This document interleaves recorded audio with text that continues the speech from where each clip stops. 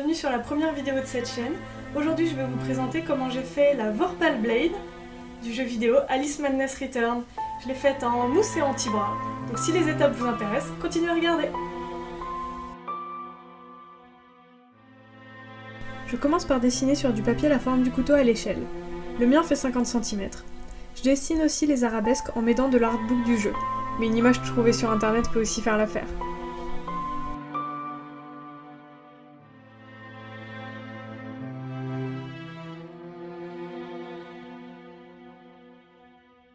Voici le résultat.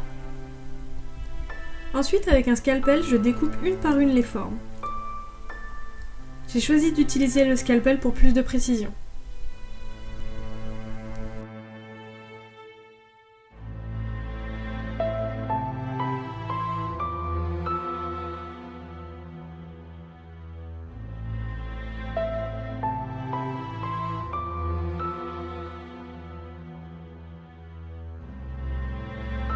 Je découpe les formes dans de la mousse 2 mm.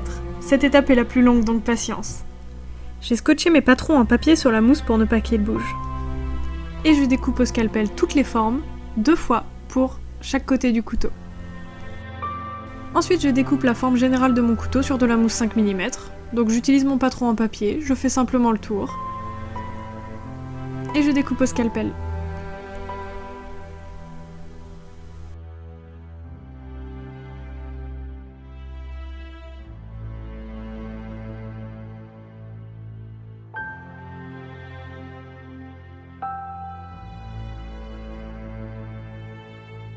Je place une par une les formes sur le couteau.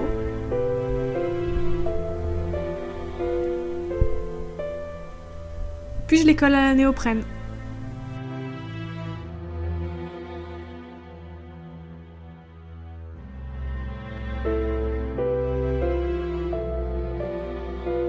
Une fois que toutes les formes sont collées, je viens chauffer une plaque de tibra de 2 fois la largeur du couteau.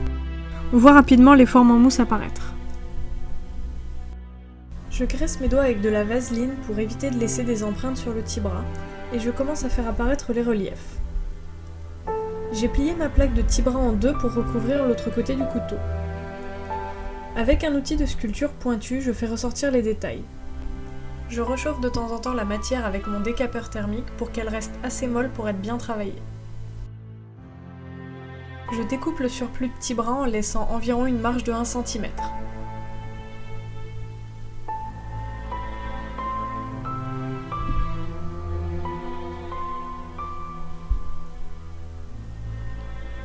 Puis, en chauffant avec le décapeur thermique, je viens sceller la mousse dans le tibra.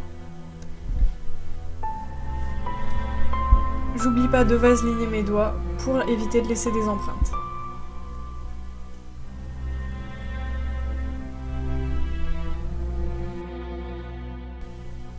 Je passe mes doigts sur la lame pour faire une belle bordure.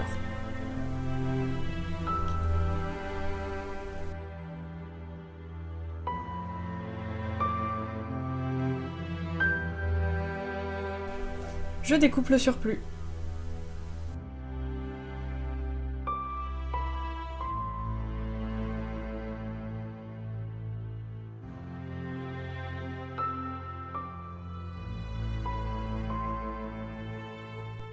Je réchauffe le bord de ma lame jusqu'à créer un beau tranchant.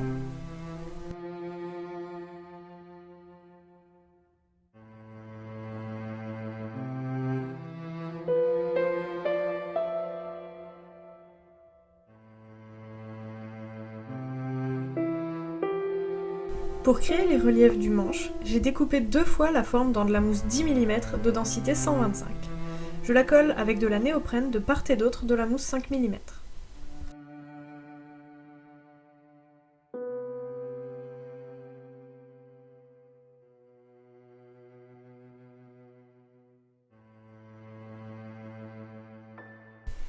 Avec un scalpel, je sculpte grossièrement la forme arrondie des bords du manche. Attention aux doigts!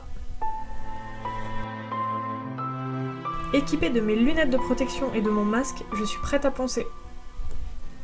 J'utilise un embout de ponceuse rotatif avec un gros grain pour donner la forme générale du manche.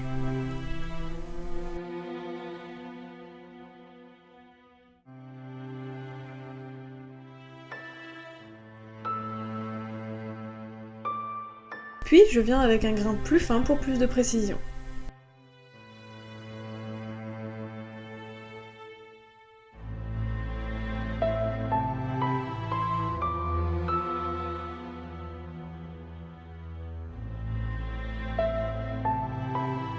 Une fois que la forme du manche est sculptée, je viens la recouvrir de tibras.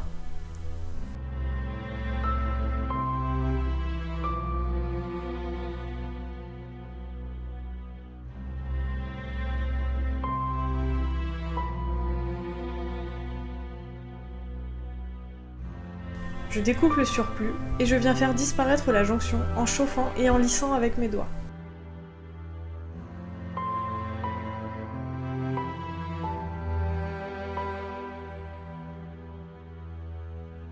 Pour la création de détails, j'utilise des petites bandes de tibras. Tenez-les avec un outil de sculpture pour pas vous brûler les doigts.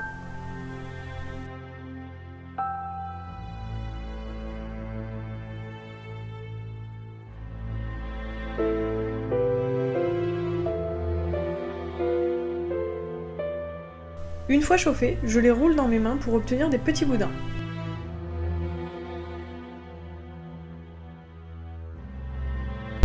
J'ai dessiné au crayon directement sur le tibras pour savoir où placer mes détails. Je chauffe légèrement les boudins et le manche, puis je les fixe. Je découpe le surplus et je recommence.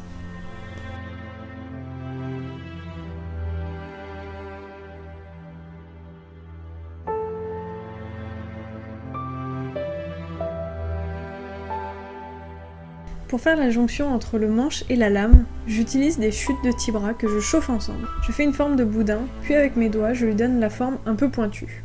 Ensuite, je viens la coller autour de la base de la lame.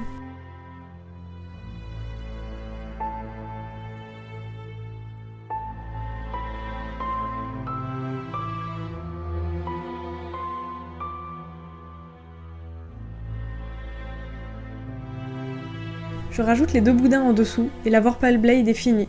Enfin presque.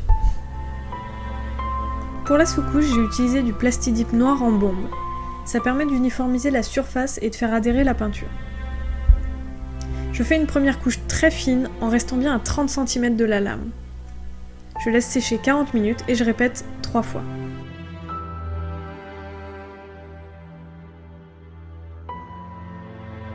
Je fais une première couche d'acrylique argenté assez fine pour laisser le noir de la sous-couche en transparence. J'applique de la cire dorée argentée avec une éponge latex que sur les détails et le bord de la lame. Ça permet d'accentuer les reliefs.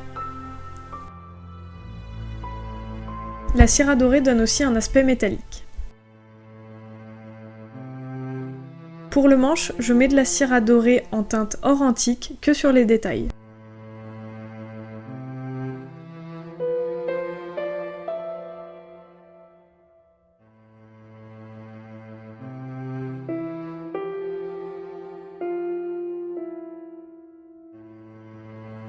Voici le résultat. J'espère que ce tuto vous aura plu. Vous pouvez retrouver tous les produits que j'ai utilisés dans la description. A très bientôt pour une prochaine vidéo.